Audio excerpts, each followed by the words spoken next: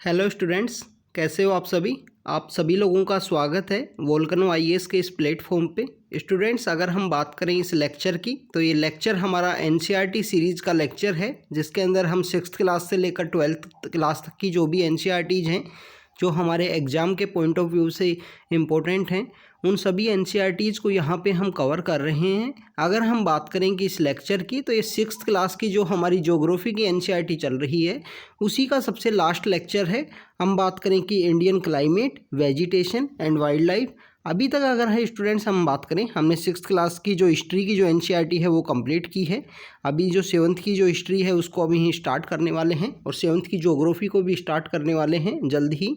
तो स्टूडेंट्स, अगर हम बात करें एनसीईआरटीज़ की, तो एनसीईआरटीज़ बहुत ज़्यादा इंपॉर्टेंट हैं। अगर आपको अपनी बेसिक है, जो अपनी नींव है, उसको अगर मजबूत बनाना है तो एनसीईआरटीज़ को आप डिटेल में रीड कीजिए, उनके हर पॉइंट को रीड कीजिए। जो भी वहाँ पे कोई फ़ोटो दिया हुआ है, अगर कोई मैप दिया हुआ है, हर चीज़ की आप प्रैक्टिस कीजिए। एनसीईआरटीज़ काफ़ी ज़्यादा इंपॉर्टेंट हैं। तो स्टूडेंट्स, आज का लेक्चर है वो स्टार्ट करते हैं। इससे पहले हम लेक्चर्स की बात करें तो जिसके अंदर हमने इंडिया के जो सीजन्स हैं उनके बारे में देखा, यहाँ पे वाइल्ड लाइफ के बारे में देखा, इंडिया की जो लोकेशन है, जो वर्ल्ड के अंदर एटलास के अंदर जो हमारी लोकेशन है उसके बारे में देखा कि हम साउथ एशिया के अंदर कहाँ लोकेटेड हैं, यहाँ इसकी इम्पोर्टेंस क्या है, कौन कौन सी अक्षांश रेखाएँ, देशांतर रेखाएँ हमारे यहाँ से पास करती हैं, 23.5 कौन कौन से स्टेट से पास करती है, इंडियन स्टैंडर्ड टाइम के बारे में देखा। तो यहाँ पे हमने ओवरव्यू लिया है, कम्प्लीटली इन सब चीज़ों को अंडरस्टैंड करने की कोशिश की है। इसके अलावा स्टूडेंट्स, अगर हम बात करें, ये 6th क्लास की एनसीईआरटी है, तो यहाँ पे बिल्कुल जो माइन्यूट डिटेल्स है, बिल्कुल बेसिक डिटेल्स हैं, यहाँ पे छोटी छोटी बातें बताई गई हैं। तो हो सकता है कि आप एडवांस लेवल के स्टूडेंट्स हो तो आपके लिए ये काफ़ी ज़्यादा अजीब लगे आपको कि इन सब चीज़ों को किस तरीके से हम रीड करें। ये तो काफ़ी अंडरस्टैंडेबल चीज़ हैं, हम समझ में आ जाएंगी। बट सभी बच्चे एक जैसे नहीं होते हैं। कुछ बच्चों को जो प्रिपरेशन में हैं वो बेसिक जो फैक्ट्स हैं उनको अंडरस्टैंड करने की काफ़ी ज़्यादा ज़रूरत है। तो इसी वजह से हम 6th क्लास की एनसीईआरटी से ये शुरू कर रहे हैं। छोटे छोटे लेक्चर हैं, आप अगर अच्छे से अगर रीड करो तो आप 1 या 2 दिन के अंदर कंप्लीट बुक को ख़त्म कर सकते हो। तो स्टूडेंट्स, यहाँ शुरू करते हैं। अभी तक हमने देखा इंडिया की पोजीशन के बारे में देखा। अब यहाँ पे हम देखते हैं यहाँ पे वेदर के बारे में। इंडिया के अंदर जो मौसम है उसका कैसे चेंजेज आते हैं। यहाँ पे दिन के अंदर भी मौसम बदलते हैं, हर दिन के अंदर मौसम बदलते हैं। हो सकता है कि आज बारिश का मौसम हो तो कल धूप निकले। तो इस तरीके से वेदर है जो दिन के अंदर में हर दिन के अकॉर्डिंग जो वेदर के अंदर जो एटमॉस्फेयर में चेंज आता है उसको वेदर के बारे में बताया जाता है। क्लाइमेट एक लॉन्ग टर्म फिनोमिना होता है। क्लाइमेट चेंज की जैसे प्रेजेंट समय में जो बातें चल रही हैं, जैसे प्रेजेंट समय में जो क्लाइमेट चेंज की बातें चल रही हैं, तो क्लाइमेट एक लॉन्ग प्रोसेस है। क्लाइमेट की अगर हम बात करें तो कंप्लीट जो थ्रू आउट द 100 ईयर्स के आसपास का जो समय है उसको यहाँ पे क्लाइमेट माना गया है। वेदर की अगर हम बात करें, वेदर हर दिन के अकॉर्डिंग जो मौसम है उसमें जो बदलाव आता है उसको बोलते हैं वेदर। अगर हम इंडिया के अंदर बात करें स्टूडेंट्स, तो इंडिया के अंदर जो 4 तरीके के मौसम बताए गए हैं। सबसे पहले बारिश का मौसम, जिसको हिंदी में अगर शरद ऋतु जो बोलते हैं हिंदी में। वैसे हिंदी कैलेंडर के अकॉर्डिंग यहाँ पे 6 सीजन्स हैं इंडिया में। इंडिया में टोटल कितने सीजन हैं? 6। इनके बारे में आप कमेंट सेक्शन के अंदर बता सकते हो। प्रीवियस चैप्टर के अंदर भी आपको स्टूडेंट्स को बोला था कि आप कमेंट सेक्शन के अंदर बताना। कुछ स्टूडेंट्स ने उसके बारे में बताया भी है। हॉट वेदर सीजन है जो समर के समय में होता है, जो मार्च के समय में। विंटर जो हमारा दिसंबर से जो फरवरी का समय होता है। इसके अलावा हमने मानसून सीजन को लिया है यहाँ पे, जो मानसून सीजन है। इसके अलावा यहाँ पे एक रिट्रेटिंग मानसून का सीजन भी लिया गया है, जिसको एटम बोला करते हैं, ऑटम बोला करते हैं। तो रिट्रेटिंग मानसून क्या होता है स्टूडेंट्स? जब हमारी जो मानसून विंड्स होती हैं, जो मानसून की विंड होती हैं, जो हवा होती है मानसून की, अगर ये हमारा इंडियन पेनिनसुला है तो यहाँ से ये साउथ वेस्ट मानसून की जो हमारी जो विंड्स हैं वो आती हैं। अब ये कम्प्लीटली यहाँ पे ये साइबेरिया जो सेंट्रल एशिया है वहाँ चली जाती हैं। वहाँ से फिर ये वापस से रिट्रीट करती हैं अक्टूबर और नवंबर के समय में। वहाँ से वापस लौटते वक्त इंडिया का जो ये कोस्ट है, ये हिस्सा है, यहाँ पे ये बारिश करके जाती हैं। यहाँ पे ये बेसिकली जब विंड्स वहाँ से आ रही होती हैं सेंट्रल एशिया से, साइबेरिया का जो एरिया है, मंगोलिया का जो एरिया है, वहाँ से जब रिट्रेट करती हैं, क्योंकि जो सन है उसकी जो पोजीशन है उससे वो चेंज होती है यहाँ अर्थ पे। अर्थ का जो बेसिकली जो रिवॉल्व करती है सन के अराउंड में, तो वहाँ उसका जो पोजीशन है उसमें चेंज आता है और सन की जो रेज हैं वो शिफ्ट होती हैं ट्रॉपिक ऑफ कैप्रिकॉर्न की तरफ। इसकी वजह से जो विंड हैं, विंड की जो डायरेक्शन है उसके अंदर बदलाव आता है, तो रिट्रेट करती हैं, वापस आती हैं। वापस आते वक्त उनको मॉइस्चर गेन होता है यहाँ बे ऑफ बंगाल से। बे ऑफ बंगाल से वो मॉइस्चर गेन करती हैं और मॉइस्चर को गेन करने के बाद में इंडिया का जो ये जो साउथ ईस्ट का जो हिस्सा है, जिसमें हम बात करें जो चेन्नई है, मद्रास है, आंध्र प्रदेश है, कुछ हिस्सा केरला और कर्नाटका का भी है, वहाँ पे ये बारिश करके जाती हैं इस समय में, जिसको रिट्रेटिंग मानसून बोला जाता है। स्टूडेंट्स, आपने देखा होगा कि जो चेन्नई है हमारे सदर्न इंडिया का एक फेमस जो सिटी है, काफ़ी इम्पोर्टेंट मेट्रो सिटी है हमारा। तो चेन्नई के अंदर जो फ्लड है उसकी प्रॉब्लम होती है, अर्बन एरिया के अंदर वहाँ फ्लड हो जाती है एक्सेसिव रेनफॉल की वजह से। तो आपने देखा होगा कि वहाँ पे जब भी फ्लड आती है वो नवंबर के समय में आती है, क्या तो अक्टूबर के लास्ट वीक में आएगी या नवंबर के समय में आएगी। और आप यहाँ अगर नदर्न इंडिया के अंदर देखो, उस समय में नवंबर के समय में इतनी बारिश नहीं होती है, कुछ रेयरली कुछ समय के लिए 1 दिन 2 दिन के लिए थोड़ी बहुत बारिश हो जाए वो हो सकता है, बट इस तरीके से नहीं कि यहाँ पे फ्लड आ जाए, यहाँ पे अर्बन फ्लडिंग हो जाए, इतनी एक्सेसिव रेनफॉल नहीं होती है 9 अक्टूबर और नवंबर के समय में नॉर्दर्न इंडिया के अंदर में। पर साउथ ईस्ट का जो रीजन है, जिसके अंदर हम बात करें चेन्नई स्पेशल जो मद्रास का जो रीजन है, वहाँ पे जो रेनफॉल है वो रिट्रेटिंग मानसून की वजह से होती है। तो हमने देखा कि इंडिया के अंदर जो 4 तरीके के सीजन्स हैं, सर्द है, गर्मी है, इसके अलावा बारिश का है और रिट्रेटिंग मानसून का जो सीजन है। यहाँ पे एक कॉन्सेप्ट और आता है स्टूडेंट्स, यहाँ पे अक्टूबर हीट नाम का एक कॉन्सेप्ट है। अक्टूबर हीट जिसको बोलते हैं, आप जब हायर स्टैंडर्ड की बुक्स जब रीड करोगे तो आपको पता लगेगा।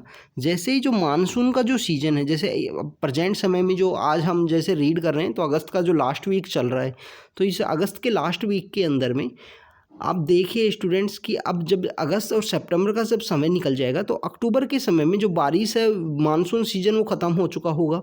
उस समय में एकदम से जो यहाँ पे जो टेम्परेचर है वो इंक्रीज होता है और जो नाइट्स हैं अक्टूबर के समय में वो कोल्ड ठंडी होती हैं, वहाँ पे जो टेम्परेचर है वहाँ डिक्लाइन होता है और दिन के अंदर एक्सेसिव हीट होती है।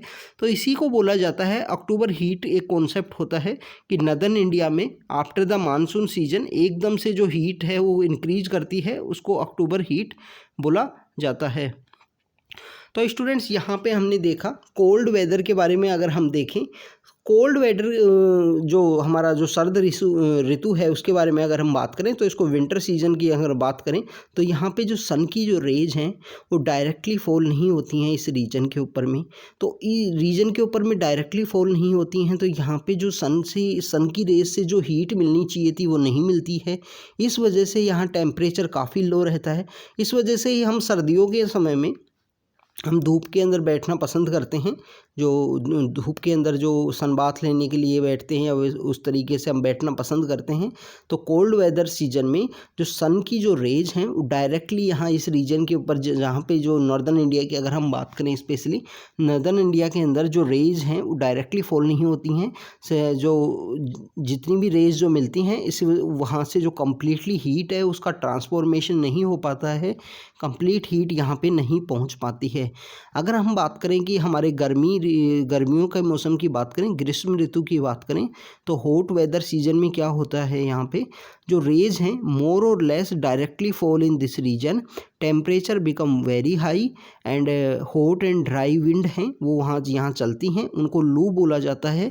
स्पेशल आपको ये राजस्थान के अंदर में जो नॉर्दर्न एरिया है, दिल्ली के आसपास का जो रीजन है, यहाँ पे आपको लू की जो इंटेंसिटी है वो बहुत ज़्यादा देखने को मिलेगी। अर्बन एरियाज़ में जो लू जो होती है, हॉट एंड ड्राई विंड्स जो आपको देखने को मिलती हैं, अगर हम बात करें कि जो समर के समय में, उसके बिहाइंड में जो रीजन है वो ये है स्टूडेंट्स कि अर्बन एरियाज़ में कंक्रीट काफ़ी होता है। कंप्लीट हर गली की बात करें, हर नुक्कड़ की बात करें, जो सब जगह पे कंक्रीट से रोड बनी हुई हैं, तो उसकी वजह से भी एक तो आसमान से धूप गिर रही है और कंक्रीट है वो हीट हो रहा है, तो इसकी वजह से भी आप अगर अर्बन एरिया के अंदर समर के समय में आप जाओगे तो आपको जो एक्सेसिव हीट है वो ज़्यादा लगेगी। उसके बिहाइंड में ये रीज़न ये है कि नेचुरल जो लेक्स हैं वो ख़त्म हो चुकी हैं। हर अर्बन सिटी के अंदर में जो लेक्स हुआ करती थी, जो तालाब हुआ करते थे, वो ख़त्म हो चुके हैं।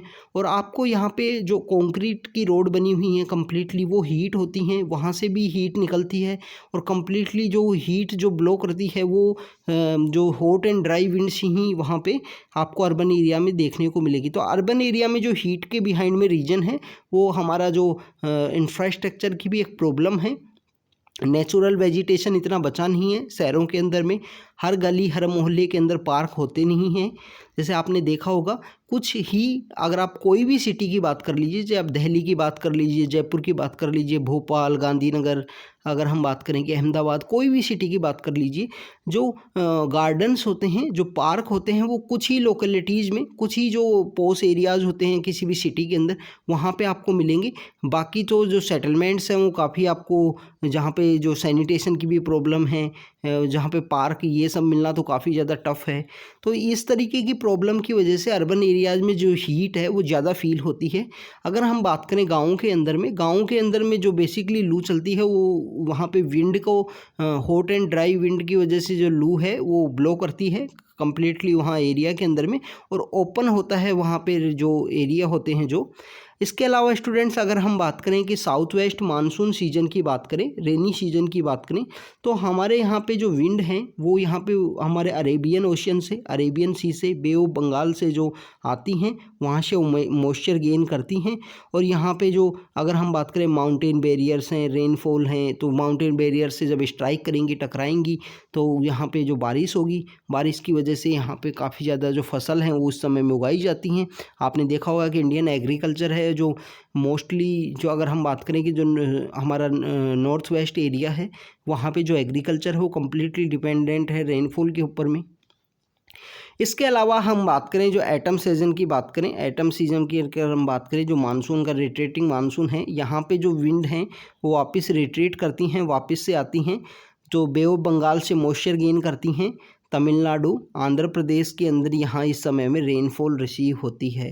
स्टूडेंट्स ये सब हमने देखा, हमारे जो 4 सीज़न हैं जो इस चैप्टर के अंदर बताए गए हैं। जब आप हायर स्टैंडर्ड की बुक पढ़ोगे तो आपको हिंदू कैलेंडर, जो इंडियन कैलेंडर है, उसके अकॉर्डिंग भी आपको जो 6 सीजन्स हैं उनके बारे में जानकारी मिलेगी। इसके अलावा अगर हम मानसून शब्द की बात करें, हमने मानसून शब्द को जो मौसम शब्द से निकला है, एक अरेबिक वर्ड है, उसका मतलब होता है सीजन। वैसे हमको हिंदी के अंदर में इसको चौमासा भी बोला जाता है, 4 महीनों का समय। अगर आप उसको, हिंदी आपको लिटिल बिट आती है, नॉलेज है, तो चौमासा शब्द यूज किया जाता है मानसून सीजन के लिए। 4 महीनों का समय, ऐसा माना जाता है कि इंडियन जो मानसून है वो 4 मंथ्स के अराउंड है। यहाँ रेनफॉल का जो समय होता है, जिसमें अगर हम स्पेशली बात करें कि जून, जुलाई, अगस्त एंड सितंबर का जो समय है इनको माना जाता है। बट आपने देखा होगा कि इंडियन मानसून के अंदर भी काफ़ी ज़्यादा चेंजेस आए हैं। ये प्रेजेंट एक स्टडी का एक पार्ट है कि इंडियन मानसून है, इसके अंदर जो रेनफॉल है, कोई ईयर तो आपको किसी ईयर तो आपको है कि रेनफॉल काफ़ी अच्छी देखने को मिलेगी, यूनिफॉर्म देखने को मिलेगी। बट कभी कभी आप, अगर आपने रेनफॉल को अगर आपने ऑब्जर्व किया है, तो रेनफॉल का अगर बताया जाता है कि 4 महीने हैं, तो रेनफॉल मैक्सिममली जो कंसनट्रेट होगी या 50 या 20 डेज के लिए कंसनट्रेशन होगा उसका, और वो मैक्सिममली कोई 1 मंथ के अंदर। बाकी जो रेनफॉल है वो लिटिल बिट कभी 10 दिन के अंदर हो गई, कभी 5 दिन के अंदर हो गई, बट एक बार आपको जो कंसंट्रेशन है जो रेनफॉल का, वो आपको एक समय में दिखेगा। इसके अलावा break in the Indian monsoon, ये एक पॉपुलर कॉन्सेप्ट है। मानसून के समय में बारिश हो रही है, फिर एकदम से ब्रेक आपको देखने को मिलेगा, उसमें आपको देखने को मिलेगा कि मानसून के बाद में फिर ब्रेक के समय में जो बारिश है वो नहीं होगी कुछ समय तक, जो अराउंड द, इसमें 20 डेज भी हो जाते हैं। कभी कभी जो ब्रेक है वो काफ़ी लंबा चला जाता है। तो ये सब आपको मानसून सीजन के समय, मानसून के बारे में आपको यहाँ देखने को मिलेगा। इसके अलावा स्टूडेंट्स अगर हम बात करें, इंडिया की जो लोकेशन है वो ट्रॉपिकल रीजन में है, नदर्न हेमिस्फीयर में है। यहाँ पे जो मोस्टली जो रेन है वो मानसून विंड्स के थ्रू ही आती है, और यहाँ पे जो एग्रीकल्चर है हमारा वो रेन के ऊपर काफ़ी ज़्यादा डिपेंडेंट है। और इसी वजह से जो मोस्टली यहाँ पे जो हमारी क्रॉप्स हैं वो उगाई जाती हैं रेन के समय में ही। आप देखिए जो मिलेट का जो एग्रीकल्चर है, मिलेट का जो यहाँ पे एग्रीकल्चर किया जाता है प्रैक्टिस, वो मैक्सिममली हमारे यहाँ पे उगने का जो समय है वो उसका खरीफ की फसल ही है। वैसे तो वो तो मानसून पे ही कम्प्लीटली डिपेंड है। मानसून की जो पानी की वजह से वो फसल होती है गुजरात और राजस्थान में मैक्सिममली, जिसका ज़्यादा प्रोडक्शन होता है। इसके अलावा अगर स्टूडेंट्स अगर हम बात करें कि कोई भी एक प्लेस है, उसका जो लोकेशन है, उसका जो क्लाइमेट है वो किन किन चीज़ों पे डिपेंड करता है। जैसे हम मानिए कि माउंट आबू एक जगह है राजस्थान में। माउंट आबू एक जगह है राजस्थान के अंदर में, एक हिल स्टेशन है माउंट आबू। पहले जो इंडियन पुलिस सर्विस की जो ट्रेनिंग थी, हैदराबाद से पहले जो ट्रेनिंग जहाँ हुआ करती थी वो माउंट आबू के अंदर हुआ करती थी। अगर आपको नहीं पता है, कभी आपने अगर इसके बारे में रीड किया होगा तो आपको पता होगा। तो स्टूडेंट्स, आप कोई भी प्लेस है उसकी जो लोकेशन है, उसका जो एल्टीट्यूड है, डिस्टेंस फ्रॉम द सी है और रिलीफ कैसा है, इन सब के ऊपर काफ़ी ज़्यादा डिपेंड करता है कि उस जगह पे मौसम कैसा होगा, उस जगह पे जो वहाँ पे वेदर है वो किस तरीके का होगा। ये सब चीज़ों के ऊपर डिपेंड करता है। आप अगर यूपीएससी 2014-15 के पेपर्स देखोगे तो इस तरीके के क्वेश्चन काफ़ी ज़्यादा पूछ लिए जाते थे। पूछ लिया जाता था कि समुद्र के अंदर कोई भी ओशन है, उसके अंदर में कोई भी सी है, उसके अंदर में सैलिनिटी ज़्यादा है। और फिर बाद में बता दिया ये 4 जो टॉपिक हैं, कोई भी 4 टॉपिक बता दिए गए कि ये 4 वहाँ पे टॉपिक हैं। जैसे उसमें बता दिया कि डिस्टेंस है, नेचुरल जो लेक्स हैं उनसे, नेचुरल जो रिवर्स हैं उसका पानी नहीं आता है तो सैलिनिटी कैसी होगी। इसी तरीके से स्टूडेंट्स, इसी तरीके से जो कोई भी प्लेस है उसका जो सीजन है उसके रिलेटेड ये पॉइंट्स हैं। इन पॉइंट्स से भी क्वेश्चन पूछा जा सकता है। आपको दे दिए गए कि consider the following points: location, altitude, distance from the sea and relief. और आपसे पूछ लिया गया कि इन कौन कौन से पॉइंट्स हैं किसी भी जो प्लेस है वहाँ पे क्लाइमेट को चेंज करने में, क्लाइमेट को इफ़ेक्ट करने में रोल प्ले करते हैं। तो आपको चारों के चारों यहाँ पे करेक्ट करने होंगे क्योंकि चारों ही करते हैं। तो हमने देखा कि जो माउंट आबू एक प्लेस है राजस्थान के अंदर में, तो उसकी लोकेशन क्या है। लोकेशन तो वैसे तो वेस्टर्न राजस्थान का हिस्सा है, वेस्टर्न राजस्थान का हिस्सा है तो ड्राई होना चाहिए।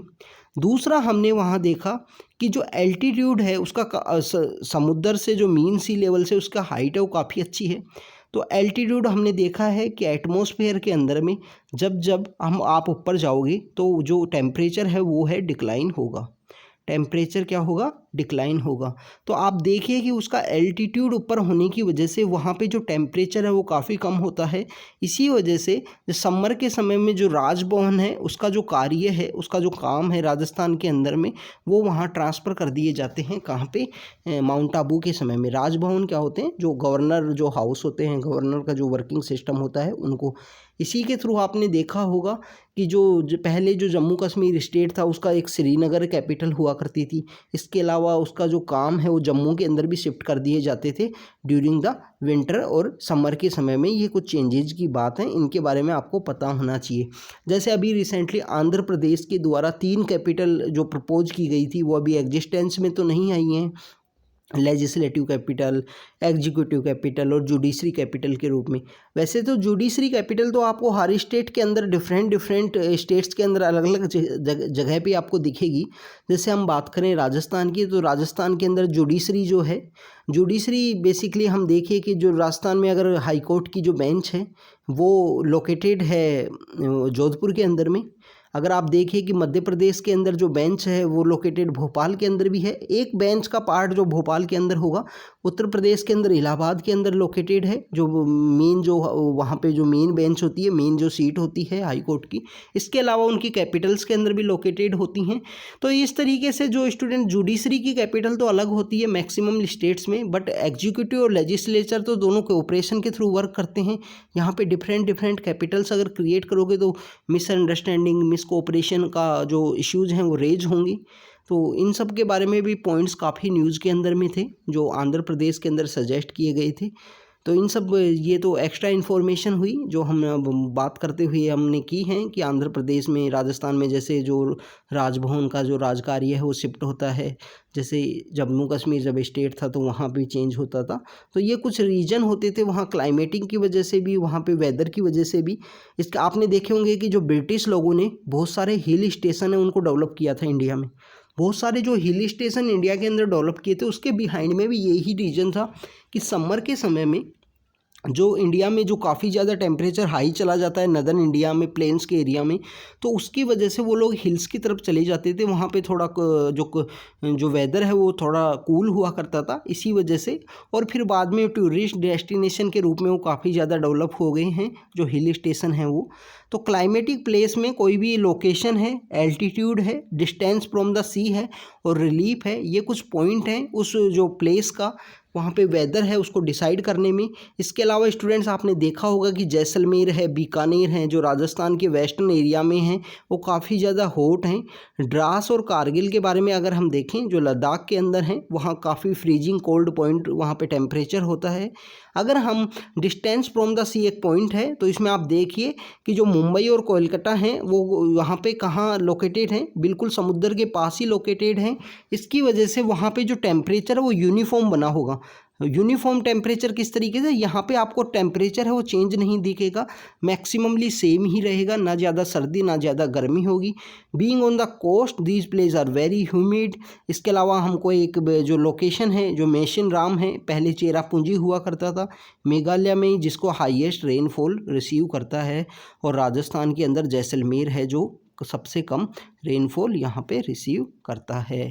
तो स्टूडेंट्स इसके अलावा हम देख रहे हैं कि नेचुरल वेजिटेशन के बारे में, कि इंडिया के अंदर में ग्रास है, सर्ब्स हैं, ट्री हैं, कुछ नेचुरली ग्रो हो जाते हैं बारिश की वजह से, तो वो नेचुरल वेजिटेशन है। वैसे इंडिया के अंदर वेजिटेशंस की बात करें तो जब हम इंडिया को डिटेल में रीड करेंगे, जहाँ पे हम रीड करेंगे कि बारिश कितनी कहाँ होती है, कहाँ पे ड्राई डेसिडियस फॉरेस्ट हैं, कहाँ पे हिली फॉरेस्ट हैं, कहाँ पे माउंटेनियस फॉरेस्ट हैं, कहाँ पे वेट इक्वेटोरियल फॉरेस्ट हैं, तो उन सब के बारे में वहाँ पे हम डिटेल में रीड करेंगे कि किस तरीके के यहाँ फॉरेस्ट हैं।